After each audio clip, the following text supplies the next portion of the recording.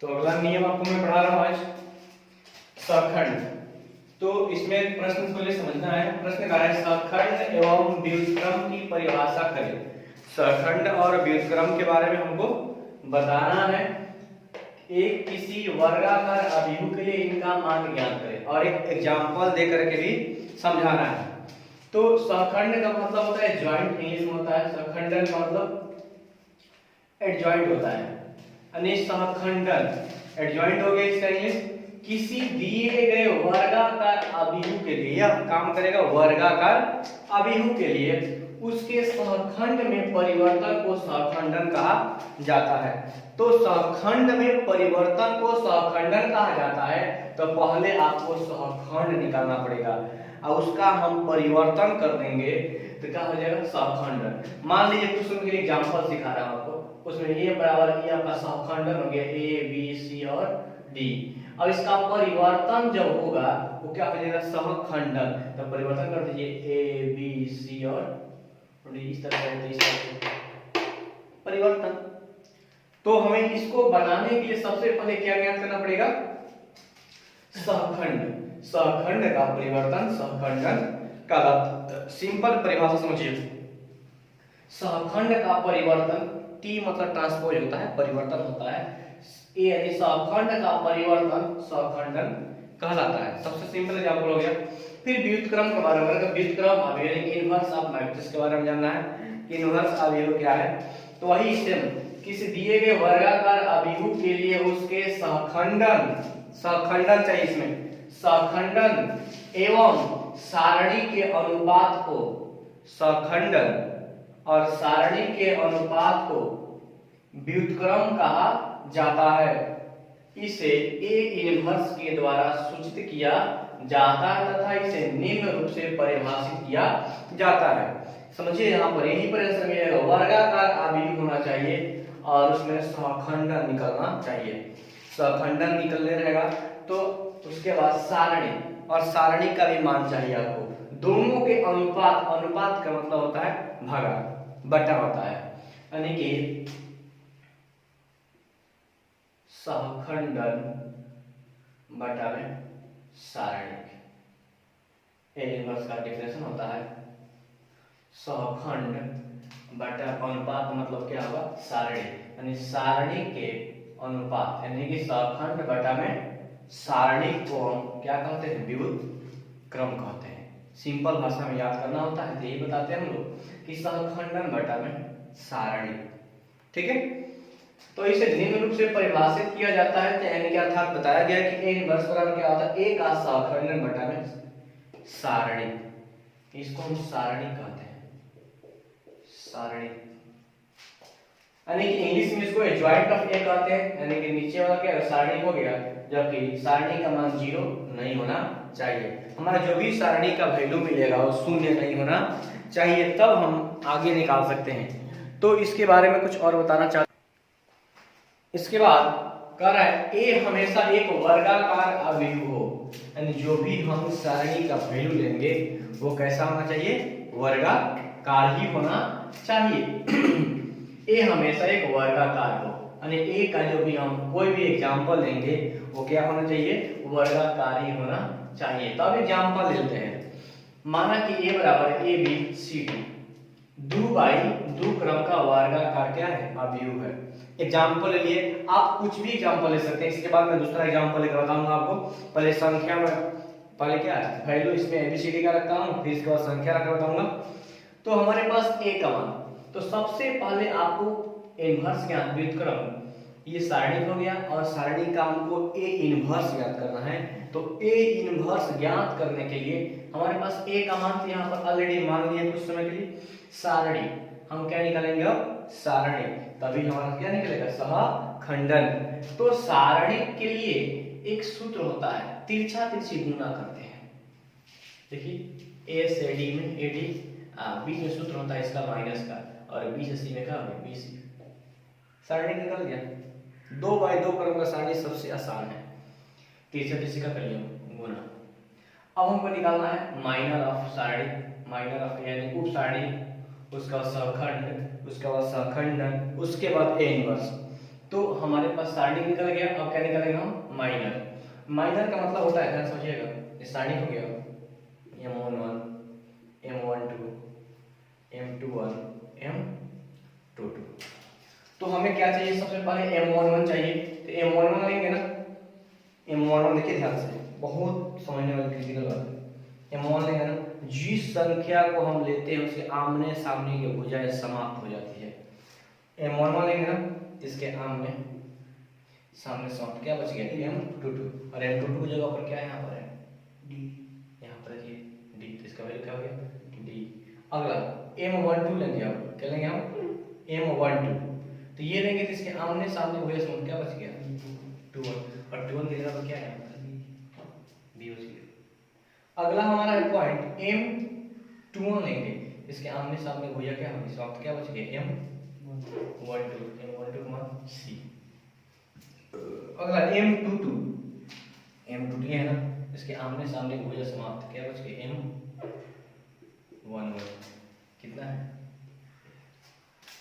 तो इस तरीके से क्या निकालेंगे, माइनर निकालेंगे। एक को पकड़ेंगे इसे, इसके आमने सामने भुजा समाप्त हो जाएगी, क्या बच गया M22। जिसको भी लेंगे उसके आमने सामने भुजा क्या होगी समाप्त हो जाएगी। यानी कि हम यहाँ पर खड़े हैं, इसके आगे और हमारे नीचे के जितना वैल्यू हो खत्म हो गया, इस साइड में जितना मान बचेगा वही हमारा क्या होगा, इसका आंसर होगा। तो इसी प्रकार से अब हम क्या निकालेंगे, ए का सहखंड यानी कि कोफैक्टर। कोफैक्टर कब निकलेगा, जब आपको यह माइनर निकलेगा तब आप कोफैक्टर निकाल सकते हैं। तो ये कोफैक्टर सकते हैं। तो कोफैक्टर का सबसे बढ़िया सूत्र होता है इसका AI J बराबर -1 के पावर I प्लस J, और फिर ये होता है MIJ, मैंने गुना चिन्ह करके इस सूत्र होता है किसका, सहखंड का।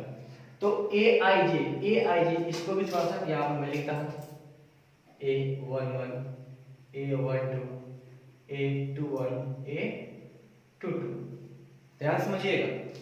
तो सबसे पहले किसका वैल्यू चाहिए हमको, A11 का, तो A11 का यानी इसको बोलते हैं I, इधर वाले क्या बोलते हैं J, ये I होता है J, ये I होता है, क्या होता है J, ये क्या होता है I क्या होता है J, ये I होता है, क्या होता है J होता है। तो हमारे पास यहाँ 1 तो फॉर्मूला में क्या है -1 लगा देंगे यहाँ पर, और I का मान एक, इधर I ये J 1 प्लस 1 M11 -1 के पावर एगो दूगो, M11 का मान कितना है यहाँ पर D, तो कितना हो गया D, देखिए -1 का स्क्वायर क्या होता है प्लस होगा। अगला -1 के पावर देखिए 1 प्लस 2, इन दोनों को जोड़ देना है, M12 लगा लीजिए, -1 के पावर दूगो एगो 3 गो, M12 का मान कितना यहाँ पर है B है ना, ये 3 विषम संख्या है ना, विषम संख्या का माइनस हमेशा माइनस से होता है। ओके, अगला A221 -1 के पावर का 2 प्लस 1 M21 -1 के पावर दूगो एगो कितना हो जाएगा 3 गो, M21 का मान कितना है C, और ये कितना है -C, और ये A22 का मान कितना -1 प्लस 2 प्लस 2 M22, और -1 के पावर दूगो 4 गो, M22 का मान कितना है A, यानी कितना है इसका आ गया, यानी इसको हम सरिया लेते हैं, यहाँ पर लिखेंगे यहाँ पर को फैक्टर ऑफ A बराबर, ये को फैक्टर की जगह मान रखिए, ध्यान से थोड़ा समझा रहे हैं यहाँ पर। A11 का मान कितना आया है देखिए D, उसका -B -C, और कितना आ गया A आ गया, इसको हटा लीजिए समझने के लिए मैं लिखा था, ये का नंबर आ गया को फैक्टर। हमको क्या चाहिए सह, अब क्या चाहिए एडजॉइंट यानी सहखंड, इसको बोलते हैं सहखंड, क्या बोलते हैं सहखंड। हमको क्या चाहिए अब सहखंड, न लग गया ना तो इसको परिवर्तन कहते हैं, सहखंड के परिवर्तन को सहखंडन कहा जाता है। तो सहखंड के परिवर्तन कर दीजिए ना, इस तरह से है ना, इसे लिख दीजिए D -B -C, और ये क्या हो गया सहखंडन हो गया। और हमको क्या चाहिए A इनवर्स, इसके बाद क्या करेंगे A इनवर्स, तो क्या होता है 1 बटा में सारण 1, यानी क्या होता है सहखंड। खंडन। तो हमारे पास अब खंडन कितना है, डी माइनस बी माइनस सी और ए हो गया, ये हो गया। सारणी का मान कितना है, सारणी यहाँ पर A D minus B C, यही हमारा क्या हो गया आंसर है। तो इस तरीके से बनाएंगे तब तो माइनस सारणी को फिर ज्ञात करना है, तब आपका आंसर आएगा। मैं एक ट्रिक बताऊंगा इसके बाद, एक आसान ट्रिक, ताकि उस आसान तरीका से आप बना सकें। तो ए इनवर्स ज्ञात करने के लिए एक 2x2 क्रम के लिए, यह जो मैं ट्रिक बता रहा हूँ ओनली 2x2 क्रम के लिए ही लागू है, ठीक है। तो ऐसे इनवर्स ज्ञात करने के लिए इनवर्स यहाँ मैं इसको लिख देता हूँ, ए इनवर्स बराबर क्या होता है 1 बटा में सारणी और यहाँ क्या होता है सहखंडन,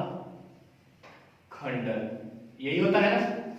तो आसान ट्रिक 2x2 क्रम के लिए लागू हुआ है, 3x3 क्रम के लिए लागू नहीं होगा। देखिए कैसे, तो सबसे पहले सारणी का निकालना पड़ेगा, इसका सारणी निकाल लीजिए, क्या होता है तीसरे गुना A D minus C D, हो गया A B A D minus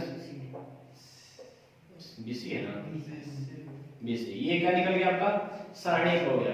अब डायरेक्ट सहखंडन चाहिए, क्या चाहिए सहखंडन। आपको माइनर और सहखंड दिखाने की आवश्यकता नहीं है, ध्यान समझिएगा जो बात बता रहा हूं। इसको हटा दो, इसको हम क्या करते हैं परिवर्तन, इसका करते हैं क्या परिवर्तन, यानी जगह को चेंज कर दीजिए, यहां आ गया डी, यहां आ गया ए, जगह हमारा चेंज हो गया। और इसमें हम क्या करते हैं -1 से गुणा, क्या करते हैं -1 से गुणा कर दीजिए, इसमें माइनस बी और माइनस सी। इससे पहले जो मैं बताया था एकदम सेम आया होगा आपका। अब क्या उसे मान भर दीजिए, ए इनवर्स बराबर सहखंडन का मान यहाँ पर आ गया आपका A minus C minus B A बटा में ए का इसका value A D minus B C. इससे पहले जो एग्जाम्पल दिए थे सेम मिल रहा होगा, आप देख लीजिएगा सेम मिलता होगा आपका, एकदम मिलता होगा। क्या से यहाँ पर डी है ना, कोई बात नहीं, मिल रहा है ना। इससे पहले जो अभी मैंने बताया आपको सेम मिलता होगा, तो आप D A C B mistake हुआ है, माइनस 1 से गुना में परिवर्तन करना पड़ता है, मिस्टेक हो गया ना। D minus C minus B ये सब सही है, इसका लेकिन परिवर्तन नहीं करेंगे वहाँ पर, माइनस 1 से गुना परिवर्तन दोनों परिवर्तन होते होगा। तो ए डी सी और बी, नीचे ही बी है, इसको परिवर्तन कर रहे हैं, एक परिवर्तन ना होगा।